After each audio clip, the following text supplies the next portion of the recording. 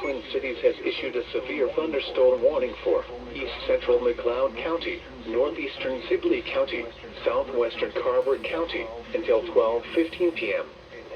At 11:33 a.m., a severe thunderstorm was located over Glencoe, or 16 miles southeast of Hutchinson, moving southeast at 35 miles per hour. Expected hazards include golf ball-size hail and 60 miles per hour wind gusts. This is a radar-indicated threat. The following impacts are expected. People and animals outdoors will be injured. Expect hail damage to roofs, siding, windows, and vehicles. Expect wind damage to roofs, siding, and trees.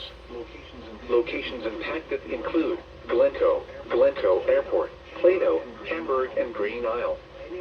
Anyone outdoors should move to shelter inside a well-built structure and stay away from windows. The storm is capable of producing dangerous hail and damaging winds. Repeating, a severe thunderstorm warning has been issued until 12:15 p.m. for the following counties in Minnesota: Carver, McLeod, and Sibley.